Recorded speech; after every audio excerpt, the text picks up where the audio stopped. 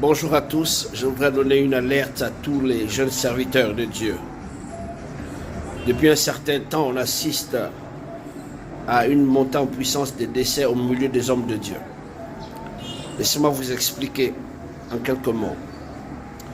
Le ministère, ce n'est pas une course de vitesse. Le ministère est une course de fond. Jésus ne t'attend pas au début, mais il t'attend à la fin. C'est pour ça qu'il dit, celui qui va persévérer jusqu'à la fin sera sauvé. Dieu t'attend à la fin, il ne t'attend pas au début. Vous n'avez pas besoin d'associer d'autres dieux dans votre ministère. Nous avons le Saint-Esprit qui est là.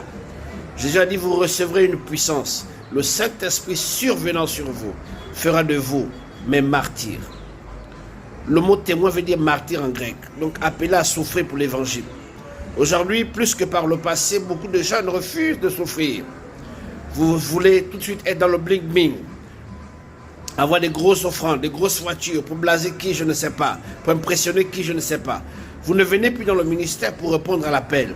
Vous venez dans le ministère pour vous enrichir, pour construire vos maisons, pour aller avec toutes les belles femmes du monde. C'est une erreur.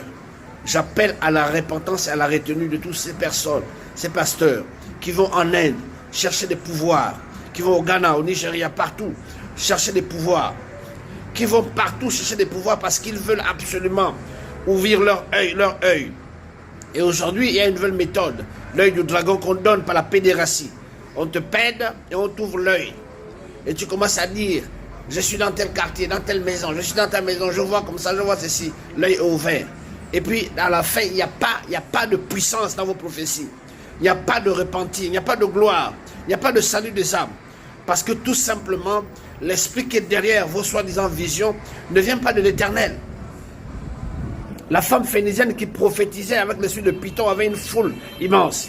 Les prophéties qui viennent du diable amènent des foules. Mais les prophéties qui viennent du Saint-Esprit sont sélectives. Ça amène la crainte, le repentir. Il y a l'huile à l'intérieur. La prophétie qui est poussée par l'Esprit de Dieu. Je voudrais vous exhorter. Les gens meurent aujourd'hui à cause de ça. Parce que quand vous allez chercher un pouvoir, derrière ce pouvoir, il y a un esprit de réclamation, mes amis. Il y a un esprit de réclamation derrière ce pouvoir que vous allez chercher pour faire tomber des gens, pour faire des miracles. Dieu fait tomber des gens par des miracles. On impose les mains, les gens sont guéris. On impose les mains, on donne les noms, on donne des précisions. Parce qu'il y a une consécration, il y a un prix à payer. Il y a eu de la prison, il y a des exils, il y a tout ça.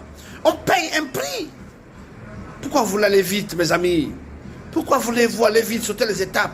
Avec Dieu, on ne saute pas les étapes. Tant que tu n'as pas compris la leçon, même le CP1 avec Dieu, tu vas le faire même 50 ans. Tant que tu ne comprends pas la leçon que Dieu veut te faire comprendre, on ne triche pas avec Dieu. C'est avec le diable que vous pouvez faire des trucs, des micmacs, mais avec Dieu, non. La Bible dit, pour terminer, l'œuvre de chacun sera éprouvée. L'œuvre de chacun, toute œuvre, tout pasteur, ton œuvre sera éprouvée. Dieu va éprouver ton œuvre pour voir quelles étaient les motivations.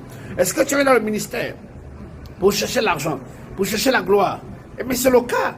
Rempli d'orgueil. Il n'y a pas d'humilité aujourd'hui. Les gens ne sont pas humbles. Les gens ne sont plus humbles comme avant. Vous comprenez? C'est à cause de ça qu'il y a des décès. Parce que vous allez associer des forces étrangères, des forces bizarres. Vous allez prendre des pouvoirs à gauche, à droite. Parce que vous voulez avoir 1000 personnes, 2000 personnes. Vous voulez avoir des grands noms. Vous voulez qu'on dise que vous êtes des grands noms, vous avez des grands noms. Mais le serpent, quand on voit des églises, on tue des serpents, des pitons. Mais en vérité, le piton là, c'était pour la personne qui avait le coin. Soit le piton qu'on tue, c'était le propriétaire du terrain, qui avait les 100 pitons. Ou bien c'est l'homme de Dieu en question qui a son piton, avec qui amène le succès. Vous comprenez?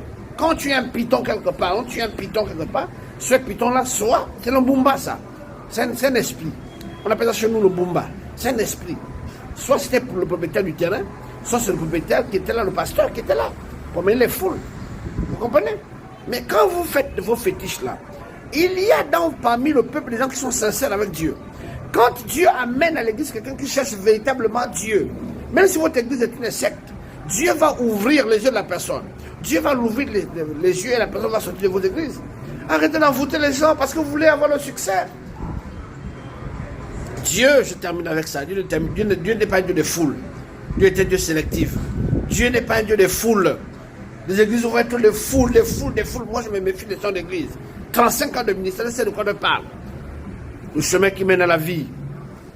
Le chemin qui mène à la vie est un chemin resserré, parsemé d'embûches et d'épreuves. Et la Bible dit, il y a peu qui le trouvent. Soyez bénis, partagez. Si vous avez été bénis par cette exhortation.